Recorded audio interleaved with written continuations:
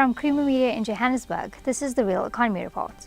The Council for Scientific and Industrial Research held its Career Day last month as part of the Department of Science and Technology's National Science Week, which saw significant and growing interest in science careers.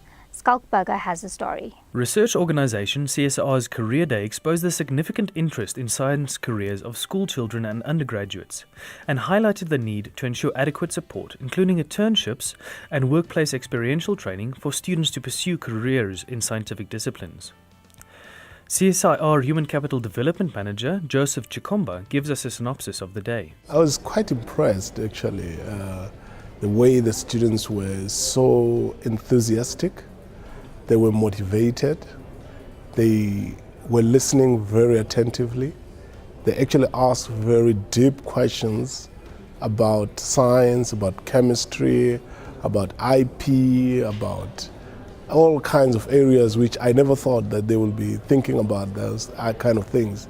But they were. Their questions were very insightful. Actually, it shows that they are really thinking about, national issues.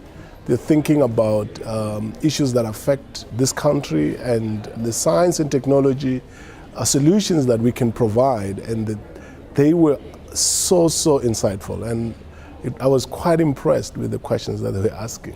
This is the kind of students that we're looking for. The deep insight, the kind of thinking and wanting to be a problem solver and looking at problems from different angles. They're very passionate. They were asking me about, what is required for me to be part of the CSR internship program, the bursary program, the studentships, and all the kind of opportunities for students that we have. It shows that they really want to become part of this organization and to become part of the science and technology community. And I'm quite fascinated by that. I felt like, it's really worth the time. And they are both interested, and we were also very interested in. This is the kind of people that we should have at the CSR in the future. CSR Biosciences Senior Researcher and Student Supervisor, Dr. Jenny Lee Paniidis, said that the interest of pupils and students at the CSR Career Day reflected similar interest in science and science careers of primary school children at the National Science Week launch in Cape Town in August. High school pupils at the CSR Career Day asked Paniidis and her colleagues about the study requirements and career paths of the scientists and postgraduate students at the event, and indicated to her that they were interested in science careers. Women were well represented amongst the pupils, students, scientists and interns at the event, helping to illustrate the science career paths open to them. Meanwhile, Chikomba emphasized the need to ensure adequate workplace opportunities for technical students to gain experiential training and encouraged businesses to provide internship and workplace opportunities for students who have passed their courses and who only require workplace experience.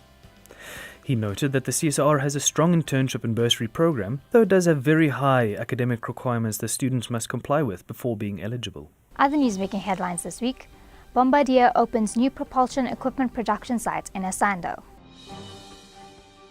Rail technology provider Bombardier Transportation last month inaugurated a new 6,000 square meter production site and headquarters in Isando. We're standing here today. It's a top-class facility for manufacturing of traction equipment, and in South Africa. When we were awarded a portion of the Transnet locomotive project, we were very clear on one thing. We said that every single locomotive will be built in South Africa for South Africa. This facility in itself is a proof of that commitment. A commitment to the Africa Rail, commitment to Transnet, commitment to the people of South Africa, creating jobs, but also to help and support developing the industry in South Africa. That's Creamer Media's Real Economy Report. Join us again next week for more news and insights into South Africa's real economy.